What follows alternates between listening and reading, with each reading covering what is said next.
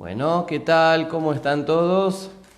Sean muy bendecidos. Buenas noches. Aquí estamos para esta transmisión en vivo. Bueno, la cuarentena sigue, así que nosotros asegurémonos de seguir conectados, como vieron que ponemos en el hashtag. Seguimos conectados, sigamos conectados, conectate, ¿sí? Para que, bueno, esta situación no nos deje aislados entre nosotros, como por ahí habíamos leído unas publicaciones que decían los templos están cerrados, pero la iglesia no. El apóstol Pablo diría, la palabra de Dios no está presa. Así que bueno, quiero saludar a todos los que se van conectando, ¿sí? Y hoy quiero hablarles de, una vez más, el Evangelio de Juan. ¿Se acuerdan que con Vane veníamos hablando miércoles tras miércoles de los encuentros entre Jesús y, bueno, las distintas personas que se cruzaban a lo largo de su ministerio, y que Juan en su Evangelio le dio mucha atención a las entrevistas? Por eso en los estudios también se le llama al Evangelio de Juan el Evangelio de las entrevistas, porque ningún otro de los evangelistas le da tanto minuciosidad las conversaciones, los cara a cara de Jesús. Este no es precisamente un cara a cara como quizá Jesús y la mujer samaritana, Jesús y Nicodemo, pero hay mucho para aprender de este milagro muy conocido, ¿sí? Seguramente lo recordaremos de cuando veíamos de chico en la Semana Santa que pasaban día tras día Jesús de Nazaret, la película larga, ¿sí? Yo por lo menos los de mi generación nos acordamos de esa película en particular, y el milagro de la multiplicación creo que es uno de los que más todos hemos escuchado, visto y que recordamos, ¿no? Jesús hizo dos multiplicaciones de alimento, dos alimentaciones milagrosas, mejor dicho. En una alimentó a 5.000 familias y en otra a 4.000. Pero bueno, yo voy a hablar hoy de la alimentación de los 4.000, comenzando en el Evangelio de Juan, capítulo 6, y dice: después Jesús cruzó al otro lado del mar de Galilea, conocido también como el mar de Tiberias. Una gran multitud siempre lo seguía a todas partes porque veía las señales milagrosas que hacía cuando sanaba a los enfermos. Entonces Jesús subió a una colina y se sentó allí rodeado de sus discípulos. Entonces este versículo comienza con la palabra después, o en la Reina Valera, después de esto. Así que bueno, vamos a brevemente a poner en contexto qué es lo que había ocurrido antes, después, ¿sí? ¿Después de qué? Bueno, antes de esto habían ocurrido tres cosas cruciales, ¿no?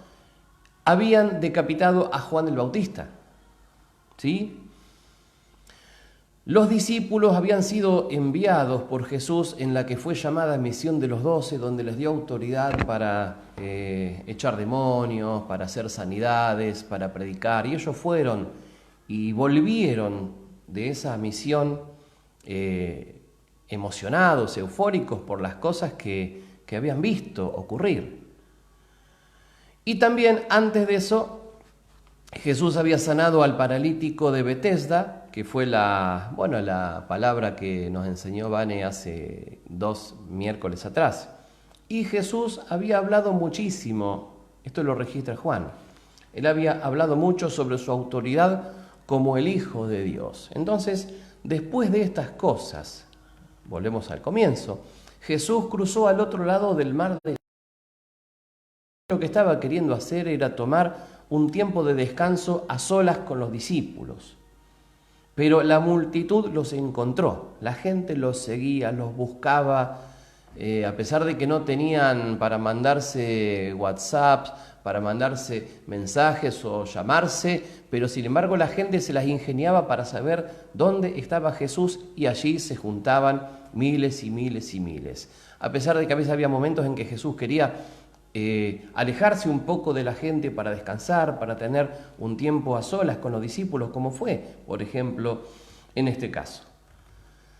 La multitud los encontró y le interrumpió ese descanso que Jesús quería tomarse, y enseguida, cuando vio a la gente, comenzó a enseñar, a sanar a los enfermos y finalmente el milagro del que hablamos hoy. Ahora, este hecho está registrado en los 4 evangelios. No sé si es el único que está registrado en los 4 evangelios, porque hay otros que están en 1, en 2, pero la alimentación de los 5.000 se repite en los 4 evangelios. Ahora, cada uno de los evangelistas le agrega detalles en particular, porque claro, cada uno contaba la historia desde su visión, contaban los mismos hechos, pero ahí podemos ver las distintas observaciones de cada uno de los 4 evangelistas. Entonces, vamos a seguir esta historia en el Evangelio de Marcos. Esto lo encontramos en Marcos también, capítulo 6, versículo 31. Y estoy leyendo en la versión, la NTV, Nueva Traducción Viviente. Los apóstoles regresaron de su viaje, después de la misión de los 12, y le contaron a Jesús todo lo que habían hecho y enseñado. Me imagino, estarían eufóricos, ¿quién no? Entonces Jesús les dijo: vayamos solos a un lugar tranquilo para descansar un rato. Lo dijo porque había tanta gente que iba y venía que Jesús y sus apóstoles no tenían tiempo ni para comer. Entonces Marcos, en la particularidad del Evangelio de Marcos es que nos muestra la intensidad de la acción. También se le llama el Evangelio de la acción. Toda la intensidad que había en el ministerio de Jesús, que lo podemos resumir así: no paraban nunca, no tenían tiempo ni para comer. Entonces Jesús acá estaba tratando de encontrar un tiempo de descanso, lo sube en la barca y lo lleva a un lugar desierto, a escondidas, pero la gente los reconoció. Dice que la gente los siguió desde las ciudades. ¿Cómo se informaban? No lo sabemos, pero bueno, se enteraban que Jesús iba a un lugar y la gente estaba ahí. De hecho, llegaron y la multitud ya estaba ahí. Ya estaba la multitud esperándolos. Cuando Jesús sale de la barca, vio a la multitud allí, esperándolo. Esto es lo que generaba Jesús. Esto es lo que la religión humana no puede y nunca va a poder lograr. Jesús causaba en las personas esta expectativa, estas cosas. Las multitudes desesperadas por su necesidad, también por la opresión en la que vivían. Ellos se movilizaban, se las arreglaban como sea, en barcos, en caravanas, para encontrar a Jesús. Y lo hacían. De cómo lo cuenta Marcos, me interesó mucho el versículo 34, que este detalle solamente Marcos lo da.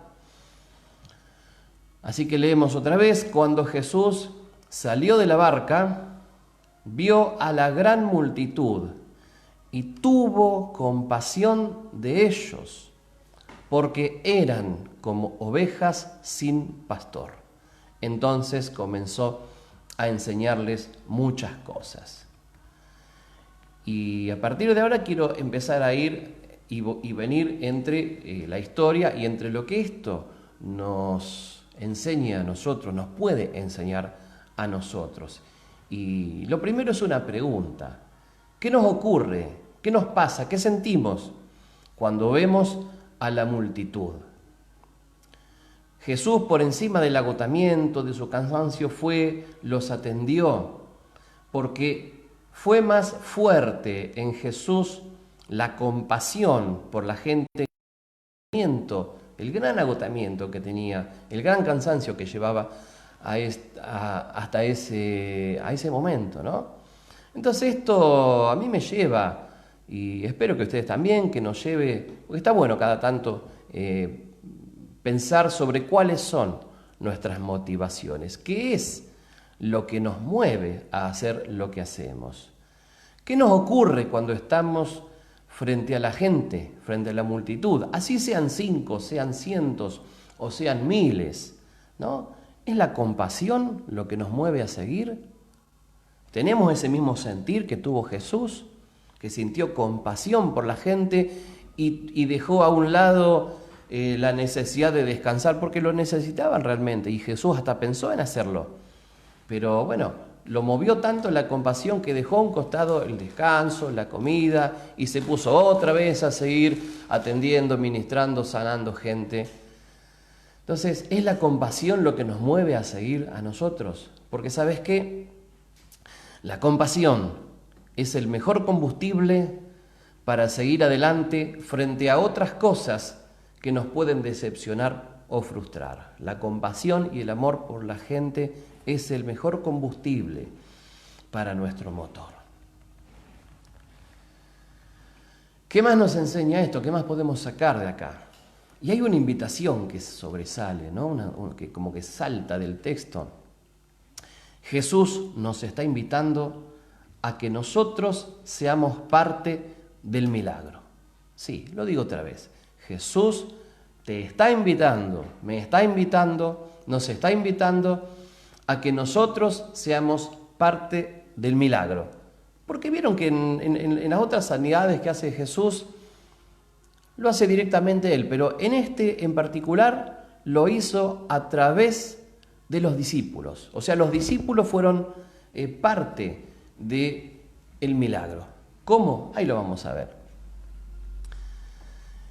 Volvemos al relato del Evangelio de Juan, porque ahí Juan agrega un diálogo de Jesús con Felipe que, bueno, tiene muchísimo para sacar. Es mucha la riqueza de esas palabras que intercambia Jesús con Felipe y nos da la idea, nos hace ver de que con Jesús era una aventura permanente. Si había algo que no faltaba en el ministerio de Jesús, era la adrenalina, era adrenalina pura todo el tiempo, ¿no? Jesús, también otro detalle, Jesús era un rabino, ¿sí? En los tiempos de Jesús había muchos rabinos, y Jesús también era otro rabino, diferente que todos, pero se movía como se movía un rabino. Y la relación que tenían los rabinos con sus discípulos no era solamente la de impartirles conocimiento de la Torá, sino que el discípulo quería aprender a ser como su rabino. Por eso, claro, cuando Pedro vio a Jesús que caminó sobre el mar, dijo: hey Jesús, yo también quiero caminar. Y ahí, bueno, conocemos la historia, ¿no?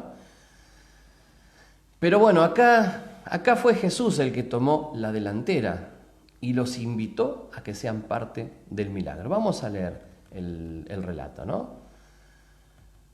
Les recuerdo que estoy leyendo de la versión NTV, por eso van a encontrar alguna diferencia con la Reina Valera, pero bueno, está muy, muy interesante esta versión. Al atardecer, o sea que había pasado horas Jesús con la gente. Los discípulos se le acercaron y le dijeron: este es un lugar alejado y ya se está haciendo tarde. Despide a las multitudes para que puedan ir a las granjas y aldeas cercanas a comprar algo de comer. Imagino y entiendo que también ellos querían que la gente se fuera, ellos estaban cansados. Recordemos que Jesús los había llevado a un lugar aparte porque la gente no los dejaba un minuto, no tenían tiempo ni para comer, querían comerse algo los muchachos, es entendible, ¿no? Por eso, bueno, le piden que despida a la gente para que se vayan a comprar comida a las aldeas y a las granjas, que era lo que había a mano para conseguir alimentos. Y Jesús, bueno, en medio de esa adrenalina permanente, les dice: denle ustedes de comer. ¿Con qué?, preguntaron. Tendríamos que trabajar durante meses para ganar lo suficiente a fin de comprar comida para toda esta gente. Y acá, bueno, hace unos días atrás en el devocional de la mañana hablaba de que dos reacciones frente a la multitud. La primera, querer sacársela de encima. La primera es la indiferencia, ¿no? Ellos, no, maestro, decirle que se vayan. Y la segunda reacción frente a la multitud o frente a la necesidad es la de empezar a hacer cálculos. Pero es poco lo que podemos hacer. ¿Cuánta gente está haciendo cuarentena?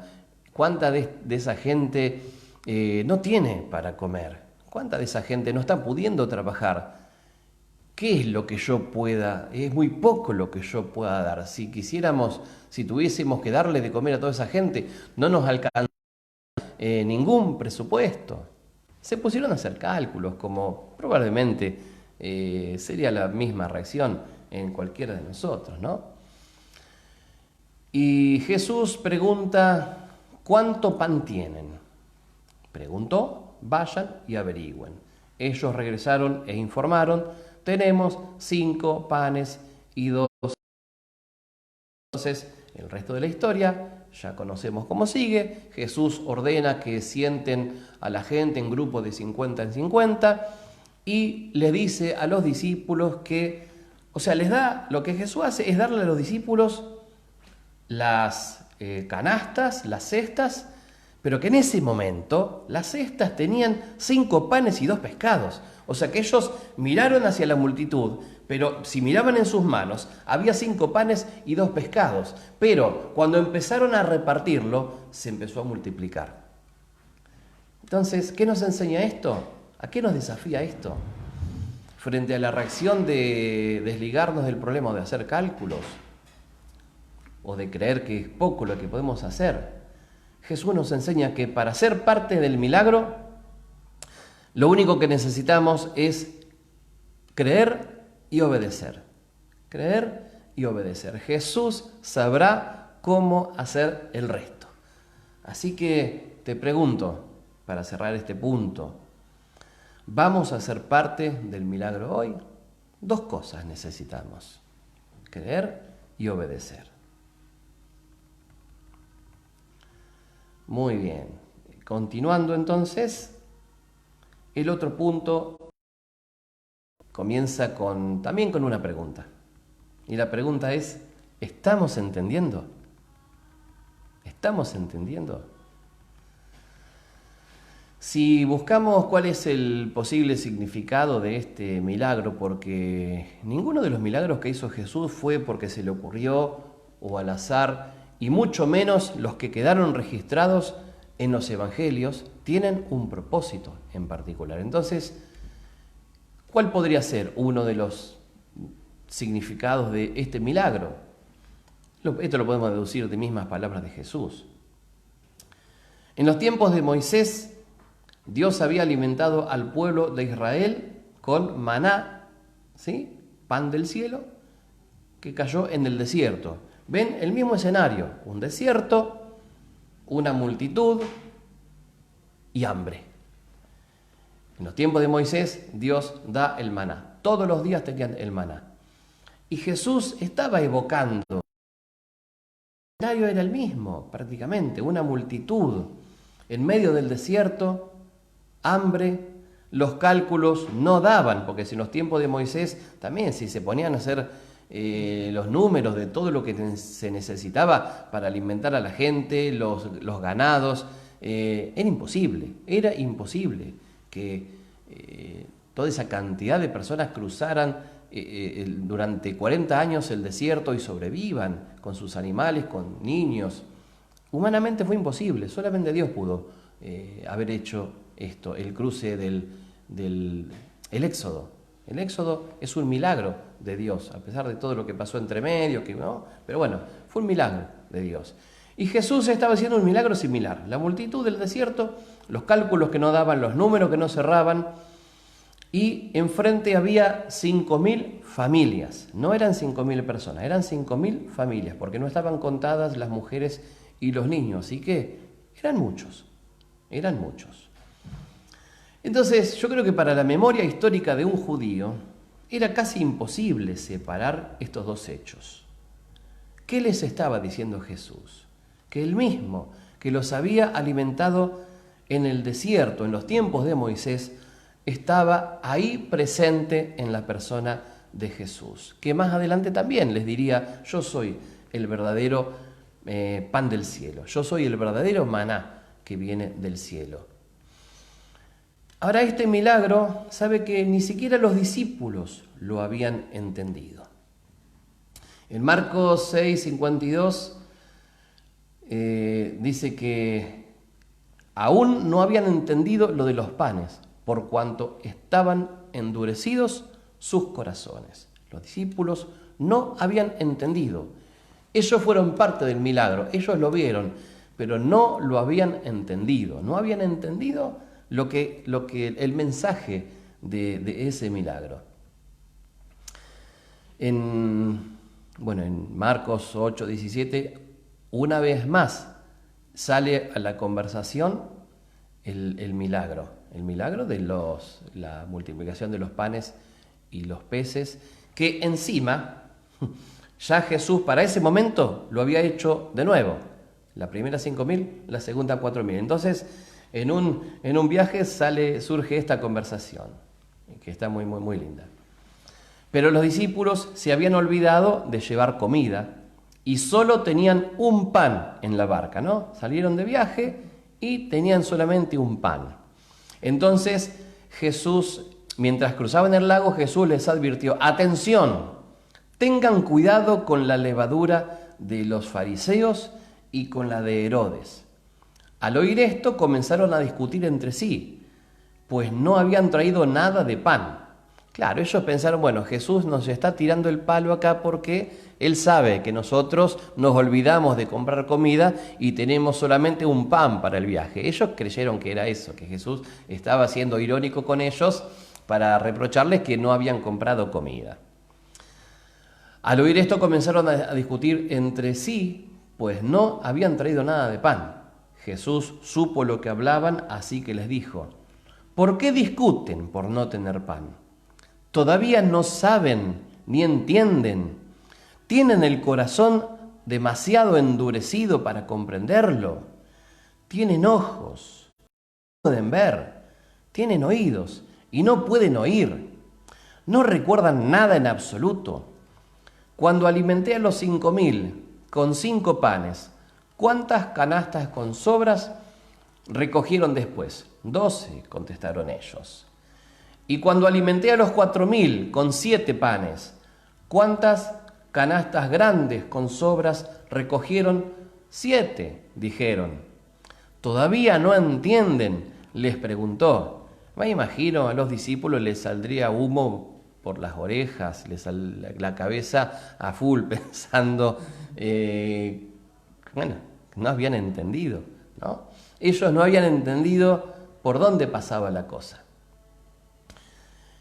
Es muy evidente que Jesús y los discípulos estaban en niveles de pensamiento totalmente diferentes y distintos. Jesús les hablaba en arameo, pero ellos entendían en chino, una cosa así. Y esto me hizo recordar lo que dice Isaías en el capítulo 55. Y bueno, acá no le pasemos la pelota a los discípulos y hagámonos la pregunta para nosotros, porque es para nosotros. Estamos entendiendo, ¿se acuerdan que este punto comenzó así, se tituló así? Isaías 55:8, mis pensamientos no se parecen en nada a sus pensamientos, dice el Señor. Y mis caminos están muy por encima de lo que pudieran imaginarse. Y si no se entendía, acá Dios da una ilustración como para ejemplificar la distancia de los pensamientos de Él de los pensamientos de su pueblo. Versículo 9, pues así como los cielos están más altos que la tierra, así mis caminos están más altos que sus caminos y mis pensamientos más altos que sus pensamientos. Claro, los pensamientos nuestros humanamente, por supuesto que siempre van a estar muy distantes de los que son los pensamientos de Dios. Pero el apóstol Pablo dijo que nosotros tenemos la mente de Cristo y por medio de ello nosotros podemos entender qué es lo que Dios nos ha dado. Entonces, otra pregunta que nos surgiría con esto es si estamos moviéndonos con una mente renovada o todavía estamos como los discípulos, que Jesús les hablaba arameo, pero ellos entendían chino. Jesús les hablaba celestial y ellos escuchaban terrenal.